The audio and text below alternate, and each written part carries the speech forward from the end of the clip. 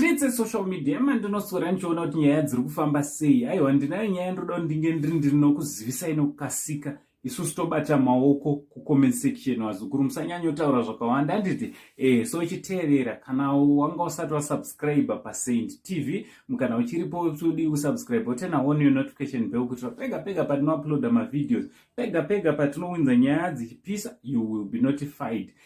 Ndichitoti maswera sei zviri kudi kwese kwamuri vazukuru vasekuru Saint. Aiwa ndinokutendai nesupport yese yamunopa pamusha penyu basa richienda mberi. Mazukuru pa watershed apo watershed ira along Mutare Road arare Mutare Road handiti parikunzi pakaitika tsaona musi wa 1 August ari manheru pakaitika tsaona ipapo. Iyo tsaona iri kunzi yakaklema upenyu hwevatatu ndisingaziva kuti motikari yavakabonderana nayo bhosi iri kunzi head on yakaitika. The other vehicle handisi kuziva kuti makafiwa here kana kuti makakuvarwa handisati ndaziva, asi the other vehicle yakanga ine varume vaviri nemudzimai umwe chete.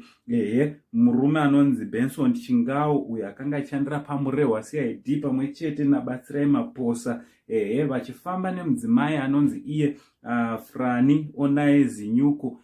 Vari kunzi vakaita tsaona ipapo vazukuru vakashayikira panzvimbo handiti but chiri kunzi chiri kushamisa kune vakasvika ipapo vari kuti murume motikari iyi yakanga iri yabatsirai maposa asi yakanga ichidhiraivhwa naBenson.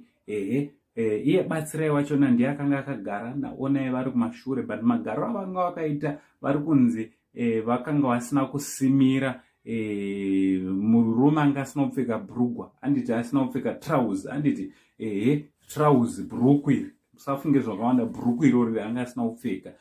Mudzimai zvakare anga asina kusimira nguo dzemukati patime yachona iyoyo yakazoitika tsaona vakafira pasport. Chinova chinhu chinorwadza zukuru, chinova chinhu chinoshungurudza kurasikirwa nehama especially nenzira yemuto wetsaona. Tichiti may their souls rest in eternal peace handiti nematambudziko kumhuri dzakasiyiwa nevatatu ava especially munguva dzakadai. Dai Mwari akunyaradzai. Ndonyaya yatangoti uyozokuzivisai zviri kuitika mastreets kuitira kuti nemi musasara vazukuru. So from Uncle Saint, the only Zimbabwean uncle neSaint TV, much love.